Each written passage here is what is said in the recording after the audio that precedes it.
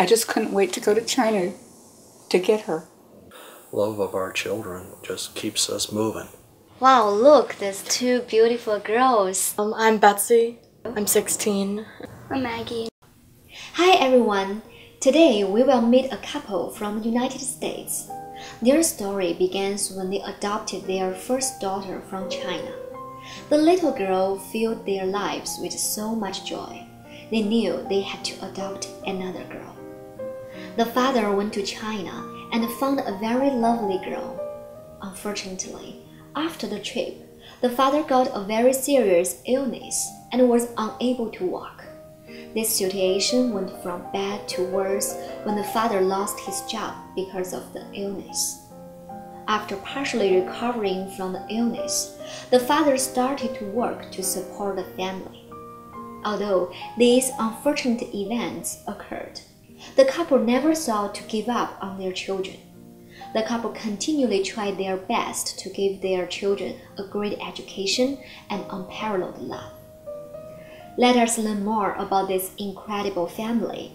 Let us find out what made them decide to adopt a girl from China. Well, we were looking into adoption here in the United States, and we were a little older and we were getting frustrated. And one Sunday I'd read an article about Chinese adoption in the Chicago Tribune, and I gave the article to Art and I said, this is it. And I looked at a beautiful Chinese daughter and I said, let's go for it. What did you think at that moment? It was like, I just couldn't wait. I just couldn't wait to go to China to get her.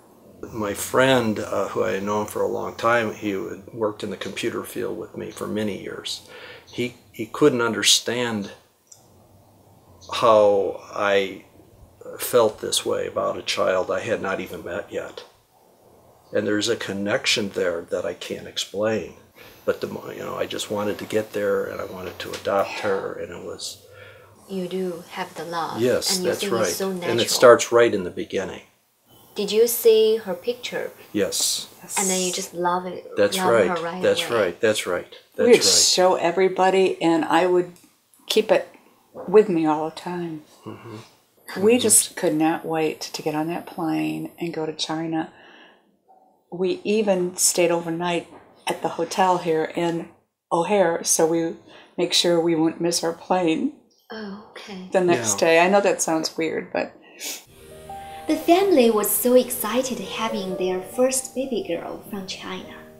They even started planning to adopt another one. Betsy, our older daughter, kept saying that she wanted a baby sister, and we had decided that that would be a good idea to expand our family. Betsy gave us so much joy, and having another child would be double joy. Okay, so what happened next? We went through the process again. We didn't have a lot of money, so we were pretty much hoping that we would have the funds to go through the whole process again. So I thought, well, we'll try. We'll do the best we can. And all things came together, and we were able to, I went to China by myself on our second adoption because I wanted Jane to stay at home with our first child. Mm-hmm. So I went by myself, and so it was a little bit more work being in China by myself, carrying all the the luggage and going through that whole process. Can you speak Chinese at that time? No. Oh, no. so how but can we had an interpreter with the social worker that Okay. went through the process, and but it all worked out just fine, and it was thrilling to hold my second Chinese daughter in my arms the first time. It was wonderful.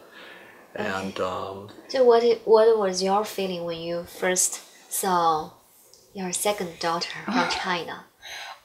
It was really hard being here in the United States when Art was in China with Maggie. Mm-hmm. It was extremely difficult. I would call them every day, and I'd hear her making little noises in the background and stuff. And when they came in at the airport, we had family and friends. Everybody was there to meet Maggie. I couldn't wait to see her. Okay. And she cried the first time she saw me because she didn't know me, and she was very attached to art. But everything worked out. It was really great. It was a really great moment when the family adopted their second child. However, nobody could have imagined the challenges awaiting this loving family. How could they overcome these difficulties? Well, when I got back to our country here, I became ill. Okay. And I was in the hospital for a month. I became a quadriplegic, so I was paralyzed from the neck down and very ill. And so Jane was. Do you know the reason? It was an illness called Guillain-Barré syndrome, and it affects the nervous system. So I became ill with that, and It was very serious. it was very sickness, serious right? illness. I was in the hospital for a month, and I got blood. Was it threatening your life? Yes. Yeah, it was. They gave me blood transfusions, replacing my blood, and because of the way the antibodies attack the nervous system, and what this does, it helps reverse that problem. So I was having that done for a month, and then I was in recovery for about 6 months, and then I went back to work. Oh, okay. Yeah. But during that time I was in the hospital, I would think of my family. I know. And So, Jen had to take care of the 2 kids, right, Correct. by herself, and also take care of you. Yeah, Yes. that's right. Yes, yeah, That's right. That was very hard. It was very hard at the time.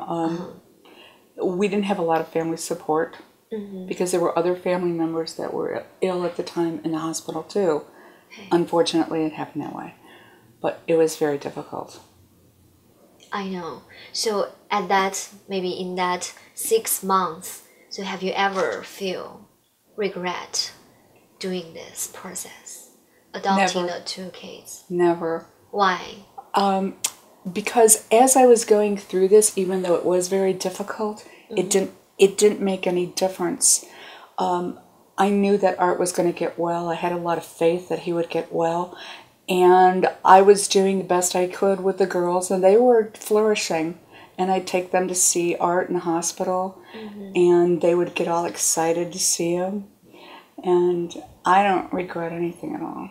Okay. And as I look back, it probably was really stressful. What about you? It was very difficult. Yeah, when you were lying down the Yeah, hospital. and when I was in the hospital, I would think of a new baby that I had just returned with. Oh, how old was she? She was 1 year old. Only 1 year old. Wow. And so it gave me always that strength to. I was first to get down in the physical therapy area where we had to work to get back on your feet. So I was always motivated to get back and get all my arms and legs moving Because you were thinking you have so young children waiting for you That's at right. home. That's Okay. right. That's exactly right. So I had a lot of energy, that source of energy to really start moving small at the beginning, maybe 1 step and then 2 steps, and then day after day, just getting all my capabilities back, because I couldn't even feed myself at that point. What did doctor say about your faster recovery? He said, the neurologist said, you are a very lucky guy, one of the very lucky ones. Why? Well, I've gone to some of the group meetings where other people have had this illness and they're in wheelchairs and can hardly move. Oh, for a very long time. Yes, Or maybe permanently. forever. Yes, Permanently. that's Okay. right. Permanently so- disabled in a wheelchair, yeah. It's actually a miracle. It happened yeah, to you. That could be said that, yeah. 6 months later, Art recovered from his life-threatening illness. The doctor said he was very lucky to be alive. Art believed the strength and energy he received from his family, especially his two young daughters, helped him make it. Life was continuing. Some things change, while some things never change. So after 6 months, you went back to work, but I heard that you lost job. Is that Yeah, true? what happened was one of the doctors said that I might lose my job because of my illness problems. And it did happen. I did lose my job. It could have been political problems there in the company. But I did lose that job, and I was paid very well. And in when that you job. had the job, right? Yes. So being in my early 50s, I was in the computer field, and I did some other computer work, and but it was difficult to recover from that when you're older. The opportunities Yes, that's are right. difficult. That's very true. Yeah. But I heard that even maybe financial side, it's not like before, but as parents, you still give the best education for your two kids, like Oh yeah. sending them to learning piano or Oh yeah. something like that. That we were still had the means to send them to private lessons, and I started both of the children. We both started the children studying music at 3 years old. So they No, were at a year old, actually. well, okay, but those were private school lessons. And Maggie was our youngest one was actually starting to write music when she was about. She can compose Yes. the music. Oh, she's a very talented Yes, girl. yeah. And And also, she should appreciate her parents because of you too, so she can develop this talent, right? Yeah. yeah. So that's true. That's very true. So they appreciate that too, and we appreciate them.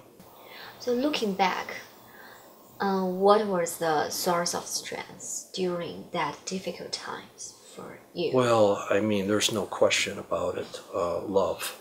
Love. Yes. Love for your children gives you that energy to overcome these problems. And Overcome stress. we've had a lot of health problems and financial things and all those things. But no, love of our children really overcomes that. Our daughters are what keep us going. They are their strength, especially, and their energy keeps us going. And their love. Well, we're older, so that's more difficult, more of a challenge, I think, energy-wise, when you're older physically. Yeah, and also this kind of love change your life in better way. Oh, yes, Absolutely. absolutely. Oh gosh. No, there have been some very hard times, but there's no regrets. No regrets at all. Even though there were some unexpected difficulties, the parents were never angry or bitter at what had happened. They were glad to have survived those difficult times and as a result become a closer-knit family. When the parents were talking about their daughters, it was easy to tell they were very proud of them.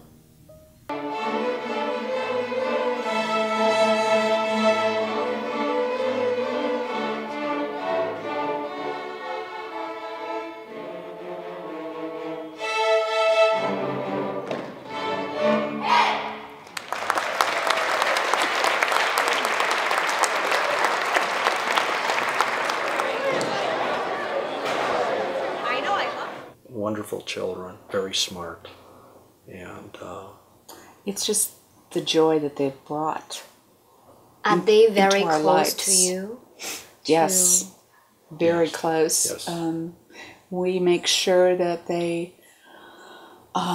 know that they can come to us for anything, even if it's something bad that they really don't want to tell us or whatever. They always come to us, and we always try to work it out. whatever it may be. We've been extremely lucky though, because they're really good girls. They're just really good. Because they have really good parents. I guess. Well, I think honesty is a key there. We've always been openly honest with them, and so that open communication has been a positive thing in our relationship with our daughters. Yeah, so That's true. as a teenage, are they very well behaved? Yes. Yes, Yes. Very. Yeah, we have no problems at all. about that. Right. No problems. Our children are very focused. They know exactly what they want to do. And, Even at a very young age. Well, not the little one yet. Okay. Betsy The was. teen, and she's graduating from high school in a year, so she really knows what she wants to do. She wants to be a math teacher, and so she's very good at math and does very well in school. So we're in the process now of looking at universities for her to go to. And they are all from China. Do you think they are different compared with the American children? Well, yes, I think they both, I don't know if it's partly the way they've been brought up or not, but they both seem to have a little more maturity. They're more mature. They seem to be a little more focused. They're perfectionists too. Okay. But I also, my oldest daughter, I remember going over some math problems, and she could figure it out faster than I could read it. Very bright. She is very smart, Yes, intelligent. yes. They're Chinese, but I consider them as our daughters. When people ask me about our adopted daughters, I kind of have to think for a minute, because I think of them as our daughters, and that's who they are. You know? Were you interested in China very much at the very beginning? I moved to Chicago in my early 20s, and I enjoyed Chinese art. Okay. And You had a lot so of there that. were some cultural things that I thought positive about China. So that was part of it too. Because Chinese arts, right? Yeah. All about the And the gene. food too. Yeah, Well, the Chinese food, food. Chinese food, but of course. But culturally, I was interested in that. So it wasn't difficult for me to make that move. Like when she brought me the picture, I said, "Oh, that's great." Let's do it. Let's do it. Yeah, that's right. And we did right away. Right away. China's also always been a fascination with me. As far as I'm concerned, life began, you know? I mean, it's a lot of history. And it's really interesting to go there. I loved it. American parents with Chinese daughters came together to become a great family. They experienced happiness, tears, up and downs like every other families. But they are unique. Not because they look different, but because of the unparalleled love the parents gave and the appreciation the daughters returned.